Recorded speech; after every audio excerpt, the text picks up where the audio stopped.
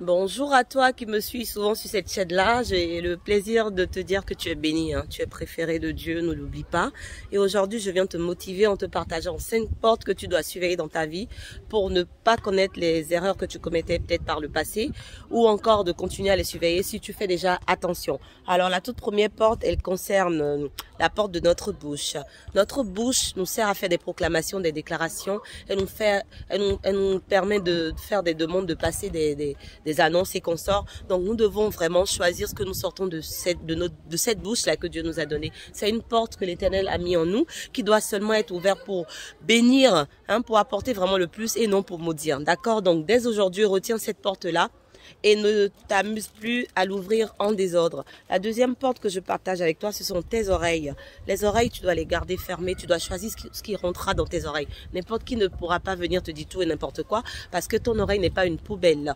Déclare aujourd'hui que je choisis ce que je veux entendre dans mes oreilles, parce que cette porte que Dieu m'a donnée également est une porte divine, une porte privilégiée, et je ne vais plus laisser n'importe qui y mettre des déchets. La troisième porte que nous devons contrôler également et faire très attention, c'est notre main.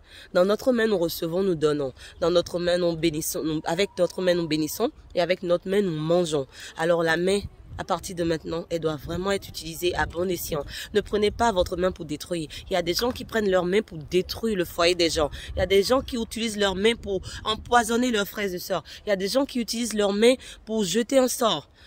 Décidez de sortir de cela si vous le faites. Et si vous ne le faites pas, continuez vraiment sur le droit chemin. Vous ne vous en sortirez que heureux. Parce qu'avec la main, on sème. Avec la main, on récolte également. Quand vous semez le bien, vous récolterez le bien. Et si c'est le mal, vous récolterez forcément le mal. La quatrième porte, elle concerne les pieds. Dieu nous a donné les pieds pour posséder, dominer et régner. Regardez mes pieds. Moi, quand je marche avec assurance.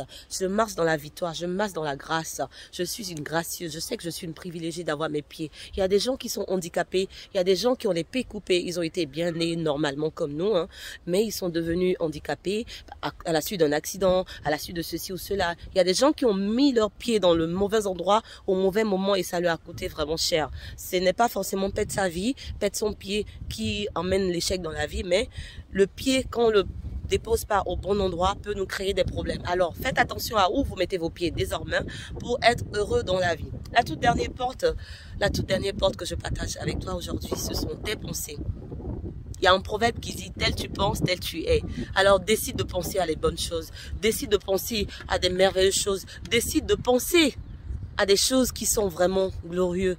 Parce que tu mérites la gloire. Tu mérites le bonheur, tu mérites les bonnes choses, les meilleures choses. Et moi, je ne pense qu'au meilleur. Je pense qu'au paradis parce que je sais que je suis privilégiée. Mon cas est différent. Je suis appelée à dominer, à régner et à bénir et motiver quelqu'un qui me lit aujourd'hui. Sois béni et merci d'avoir été là avec moi pour cette vidéo.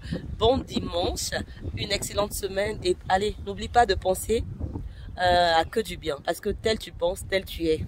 La fille famée, la femme à l'image de la femme du proverbe 31. À bientôt.